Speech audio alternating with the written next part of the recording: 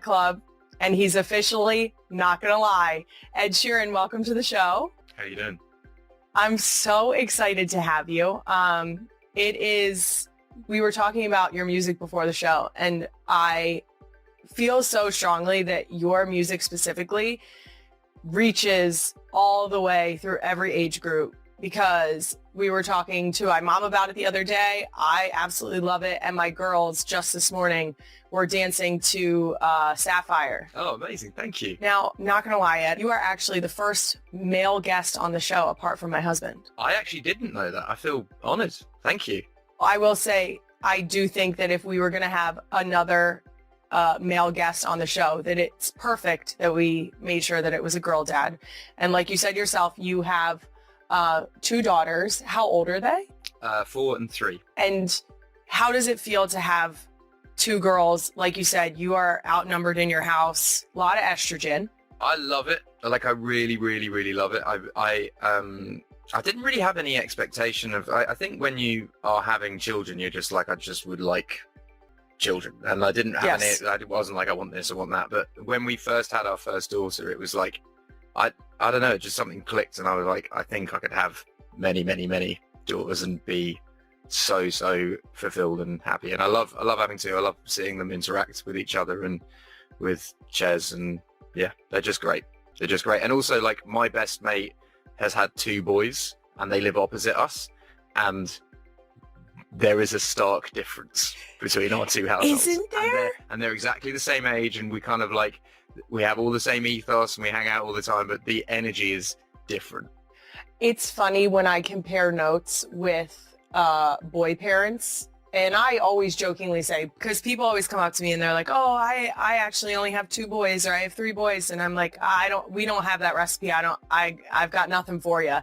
And they'll be like, yeah, you know, it's WWE in our household every day. And I'm like, you know, every so often we get a little tussle here and there. Or the girls get like into like a wrestling fit, but it's few and far between. Like, it's gentle play as well. Like my girls, like yesterday, they have like this stuffed bunny that they brush. It doesn't even really have hair, but they're just there brushing this stuffed bunny together at the hairdressers, and then I join the hairdressers, and then suddenly I've got a million clips of my hair. And my mate has had a son, he's like 18 months, and he came round and I cooked dinner for him and the girls, and I sort of turned around to start like doing the dishes, and then I turned back round and the house was destroyed by this one kid. It was amazing. Now, are your girls into anything in particular? Our girls are very into things like Frozen and you know, this very stereotypical princess phase of life right now. Totally. Although we went through Paris a while ago, and we were like, let's take him to Disneyland Paris just because we're there, and they didn't really fuck with it. It was kind of interesting. Really? It was kind of interesting to see. I thought that they'd be like, but yeah, it was a cool realization, because I love Disney and I love Disney movies, but like I'm more into the music side of it. I love when they sing Moana tunes, like they're learning melodies and lyrics and rhymes through listening to Disney songs, because Disney music is top tier music in general. Like, it is just really, really well written music. So yeah, but the actual, like, I don't think they have signed into like the obsessiveness of it, which I quite like. They just really like the music, and I guess they'll watch the movies on. We take a lot of trains. My wife doesn't really fly, so we take a lot of trains, and they will watch, you know, Toy Story 1 on a train and really dig that. But then that has amazing Randy Newman music in it as well. You should ride that train as long as you possibly can, because we got in a rotation of watching Frozen. I shit you not. I think we watched it maybe every day for a whole week, and I had to put my foot down of like, hey guys, I'm not doing this again. Do you get a lot of like parent police after this podcast when you talk about parenting? And yeah, I will say, I think that we have settled into our demographic of people who understand that.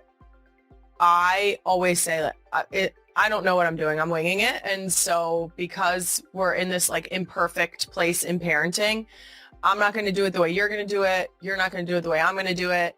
And ultimately, that's how we end up with like these beautiful, unique little creatures. I was just saying, we just did fundraising events in the shore town that we live in the last couple of days. And on an episode recently, I discussed potty training and specifically when you're supposed to stop wiping your kid's ass. And I had people walking up to me being like, you should have them stop wiping their ass as soon as possible. And I'm like, oh, I didn't want to have this conversation in person, actually. Quite a wild first conversation to have with someone. And when I tell you I don't even know that one of the people even said hello. they just jumped right into it. And I was like, oh, God. Got it. Okay. Yes. How are you finding like that sort of transition where everyone obviously knows you so well because they listen to you and they know your personality, but you would have people come out to you not saying hello and just coming with wild shit like that? Is that like an odd transition? Odd is the gentlest way to put it. Do you still live in the same place that you lived in all this time? Yes. Yeah. We same community, same friends, same everything sort of thing. Yes. So I grew up in the Philadelphia area, and luckily my husband had already fallen in love with Philadelphia before we met because he was playing here for, I think it was like 4 years before we had even met. So I literally grew up in the town that we live in now. And then moved to a neighboring town, and we love it. We've obviously put a few other measures in place, but we still live in the same house that we lived in when we got married. And I'm very much jokingly, like, I don't know if you've seen the Homer Simpson gif where it's like he sinks into the hedges. That's me. That is me through and through. I've always said, like, I started this podcast to be able to set the record straight, and you can hear it straight out of my mouth instead of like making up tabloid clickbait. When did you start it? Just this past November we started. Oh wow! We kicked it off. So, well, congratulations! I mean, thank you. Amazingly. No, it's been so much fun, and I've gotten to talk to so many incredible people. I joke around, like I'm half serious, half kidding, but I have no business talking to you, or most of the guests that I've had on have been like these like just massive names and people who I've admired or looked up to, and even just sort of like tapping into the things that have interested me and then getting to speak to people and learn more about the things that I've been interested in for a long time, and getting to learn alongside with the listeners is really, really fun. It's been exhilarating. But still, I think I have no business doing this or having this platform. So we're just winging it. I think that's most people with success will be like, I don't really know. I thought that for the first like few years of my career. I was just like, I'm pretty sure this is going to end at some point and I should just enjoy it while it's here. And I've kind of been doing that now for 15 years, being like, eventually...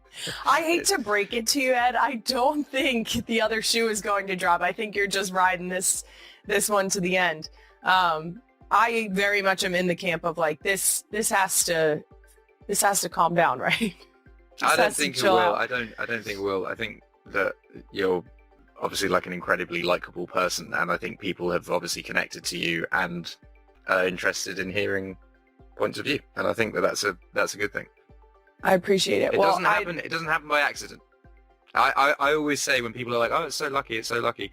Luck is when preparation meets opportunity, and you were obviously like prepared for the opportunity when it presented itself, and here we are. That's very sweet. Thank you. I'd love to circle back to your music. Right. If we can. You have your brand new album Play coming out in September. Do you ever play new music for your wife and kids for their feedback? 100%. Yeah, 100%. I think that it's like Cherry can kill a song. I'm actually really careful to play her songs when she's in a good mood. Because if she's like, then in my mind I'm like, okay, that song's dead. Like she's it's dead to me. No, she's just got a very good taste and read on things. Like even I would write, I'd say 3 songs a day, 5 days a week, and I'll come home and I'll play them, and she can sift through that pretty easily. So like when Bad Habits was written, I'd written a bunch of other songs that day, and I remember I came home, I listened to them all in the car, and I was kind of excited about most of them, and I played them to her, and she was like, that Bad Habits one, that's the one you should finish tomorrow. And then I'm like, okay, and then you go in and finish it. And she's the same with Shivers, same with which one on this record? Sapphire, she loved. Azizam, she loved. Like, yeah, she's got a very good read on stuff. And also I think the kids are a good read on things as well. Even old catalog stuff, because when I'm away doing shows, Cherry will play I have brought out like a compilation record in September last year, which has all the hits of mathematics on it. And when I'm away, she'll play my songs to them to kind of like, I don't know, introduce the music to them slowly. And it's interesting the ones that they like gravitate towards, and it's definitely the ones that are like that all kids have gravitated towards. I guess there's like a certain DNA in songs, I think. That's awesome.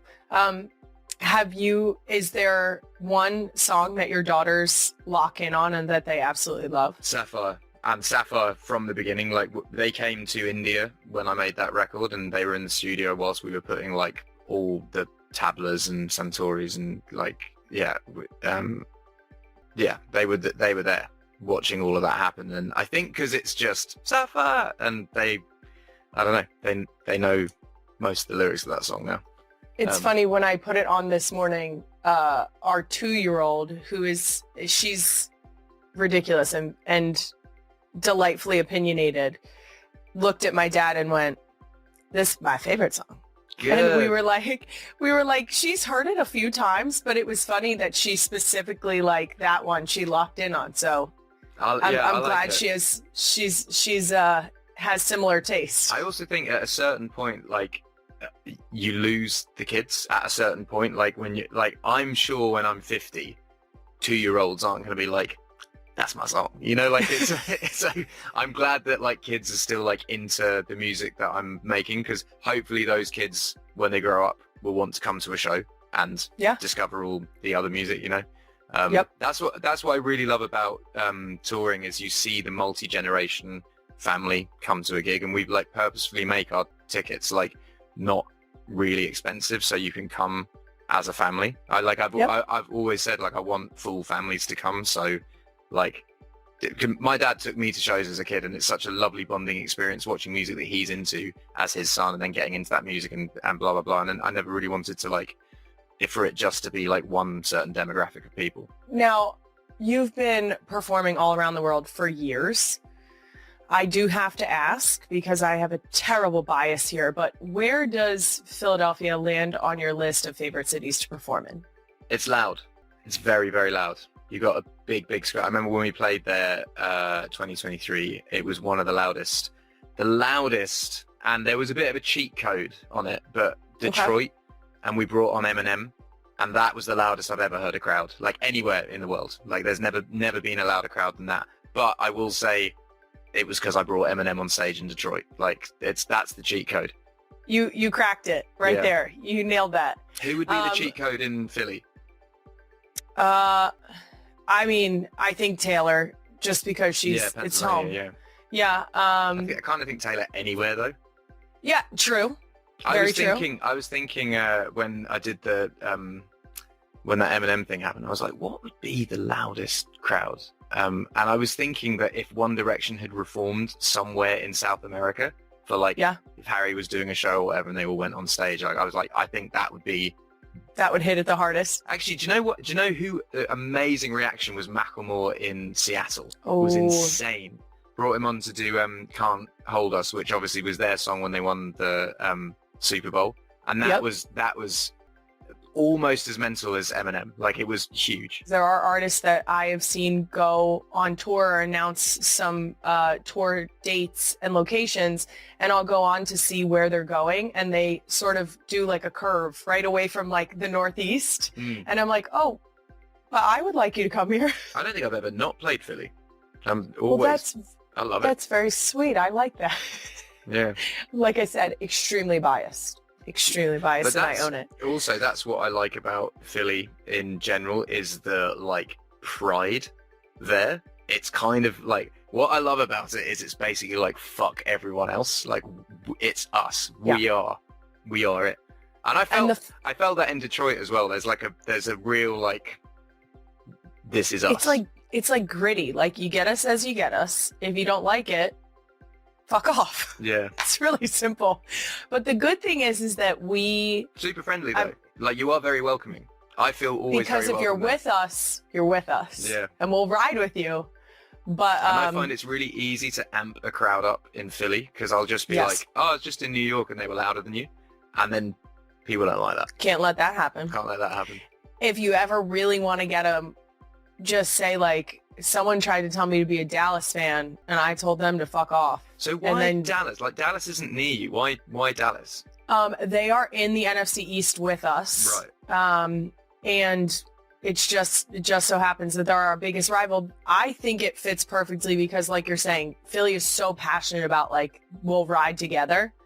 And Dallas has made themselves into, like, the idea of being America's team. Interesting. Which I have to vehemently disagree with. But I always, like, we'll meet people who are Giants fans who are also in the NFC East, so the same conference. And it's funny because I will tell them, they'll be like, I'm so sorry, I'm a Giants fan. I'm like, oh, well, at least we can agree. Fuck Dallas. And it's like a very good bonding moment, honestly. Have you gotten into American football at all? I know you spent a lot of time in the U.S. I'm a Titans fan from when I moved to Nashville for Taylor's Red Tour in 2013. And, you know, I got a place there and I went to Walmart to buy bits to move in, and I just bought some pajamas, and then when I got home I was wearing the pajamas, and then when someone was around they were like, oh, you're a Titans fan, and I was like, well, guess I am. Since then, Titans. And you know, it's been it's very similar to my soccer club back home. You know, they're always the bridesmaid. No, actually, I wouldn't even say they're the bridesmaid. I'd say they're kind of like they're invited Flower girl. They're invited to the wedding. Oh, they're okay. There. You know, got it. But I do think what's lovely about the NFL is like anything can happen because of the like first draft stuff. Like I remember watching my only experience of the NFL when I was a child was Homer Simpson wanting to buy the Dallas Cowboys and he got given the Denver Broncos, and I remember him being like, oh, the Denver Broncos, and then the Denver Broncos won the Super Bowl, and I was like, I thought they were meant to not be a good team. The Simpsons told me, you know, I go based on Simpsons facts. I would like the Lions to win it first, though. I feel like Detroit are like on the edge of greatness. So Very much so. I'd like them. They turned it around massively recently. Yeah, but I'd like them to win it first. Okay. Yeah. And like Eagles are somewhere in there. You just won it. Like, give it a rest. You've won it. And you won it a couple of years ago as well. Like we did win it a couple of years ago. You're good. But that was the first one ever. I know.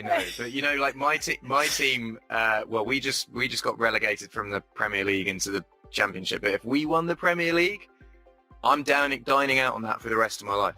Hey guys, me again. Not gonna lie, I got so carried away talking to you earlier about the Toyota Sienna's fridge box and vacuum. I almost forgot to mention its hands-free kick sensor doors. You can kick your foot just under the sliding doors, and then they open. Same thing with the trunk.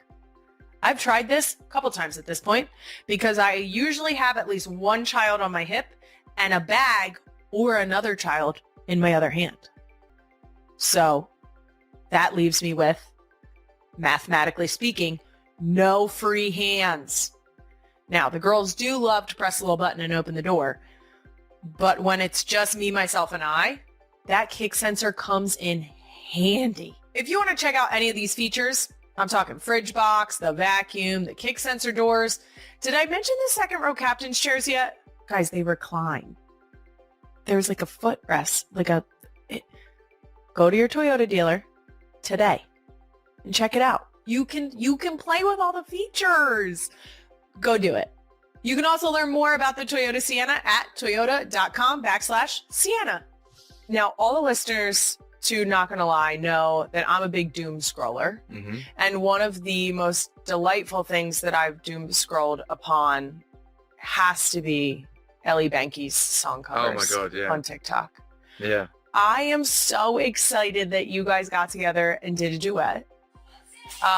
It was incredible. She's such a sweet person as well. And like she flew over with her family and a partner, and yeah, we spent the day together. We did the duet. I did a like I presented U2 an award that night, and then I threw them an after party afterwards in an Irish bar and had a big Irish jam, and Ellie came to that with her family as well, which I think, and then she sung Dive with me, and it was really cool, actually. She's great. Now, I think truly there is an opportunity here. We spoke about Disney and how much you love Disney music. I feel like she could be the live action version of Merida. Wow. Yeah. I think that'd be cool. I just think that she's got the hair. Yeah. And her, correct me, I'm not quite sure how to explain this. Are they doing a live action of that? No, but I'm saying they need to get it rolling and they need to cast her. I'm just saying, I think she should have one foot in the door on an audition. That would be insane. And a really good idea as well. She specifically she sings one of the tracks from Brave, which I think is an underrated soundtrack. She sings one of the songs. Movie. It's so beautiful. What I like about that movie as well is they didn't make a sequel. It is just perfect as is, left. Yes. That's the story. That's the music, done. Yes, I agree. I just think that her, you again, correct me if I'm wrong in the way that I describe this, or you can give me the proper terms here. But the clarity when she sings, I love when people have like a little bit of like rasp or like something, but the clarity when she sings is so clean. But it's soul as well. It's got feeling in it. It's not just like clinically good. She's just really soulful. Yeah, she's a really supreme talent, and I'm really happy to have met her and worked with her. It was beautiful, and the duet was, exactly what we all wanted. So I think I speak for everyone that commented on that TikTok to be like, this is what I love about the internet, is it makes stuff so possible and accessible, and you can kind of reach anyone with anything. Like, people power is like a real thing at the moment. Now, obviously, that was a beautiful duet. You've done many other duets. Is there a duet that you have done that has stood out to you as your favorite or one of your favorites? Yeah, I think, well, if it's a recorded song, then I think Beyonce and also Andrea Bocelli on Perfect were both very different experiences, but both amazing experiences. But I think the first time that I sung with Beyonce, we did a Stevie Wonder tribute where we did Master Blaster together with Gary Clark Jr. And like, sometimes I get a bit, I don't know, like... During an emotional moment on this week's podcast, Kylie Kelce was visibly moved as Ed Sheeran reflected on his decade-long friendship with Taylor Swift. What began as a light conversation about touring quickly deepened into something far more heartfelt. Filmed in a cozy studio setting, Kylie initially listened quietly as Ed shared stories from the early days of their careers. But when he described growing up alongside Taylor in the spotlight, her expression shifted. "We grew up together," Ed said, "not just in music, but in how we see the world. Taylor is one of the most genuine friends I've ever had." Kylie placed a hand over her chest, clearly touched. Ed reminisced about joining Taylor on the Red Tour, recalling late-night songwriting sessions, long bus rides, and conversations about homesickness, family, and dreams that felt bigger than stadium stages. "We weren't just co-performers," he said.